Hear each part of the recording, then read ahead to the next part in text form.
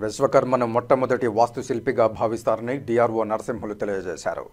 బుధవారం తిరుపతి కలెక్టరేట్లోని సమావేశ మందిరంలో బీసీ సంక్షేమ శాఖ వారి ఆధ్వర్యంలో ఏర్పాటు చేసిన విశ్వకర్మ జయంతి సందర్భంగా జిల్లా బీసీ సంక్షేమ శాఖ అధికారి భరత్ కుమార్ రెడ్డి అధికారులతో కలిసి విశ్వకర్మ చిత్రపటానికి డిఆర్ఓ నరసింహులు పూలమాలలు వేసి నివాళులర్పించారు.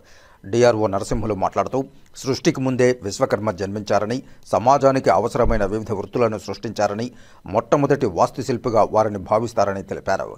మన రాష్ట్రం కంటే ఉత్తరాంధ్ర రాష్ట్రాల్లో విశ్వకర్మకు ప్రాముఖ్యత కలిగి ఉన్నారని తెలిపారు.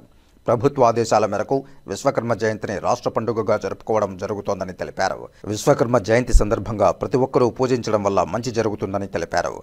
కుమ్మరి, వడ్రంగి, కంచు, శిల్పి, స్వర్ణకారుడు తదితర వృత్తులను సృష్టించి సమాజానికి అవసరమైన వస్తువులను తయారు చేసుకునేలా ఎనలేని కృషి చేశారని, ప్రతి ఒక్కరూ విశ్వకర్మను ఆదర్శంగా తీసుకుని సన్మార్గంలో నడవాలని తెలిపారు.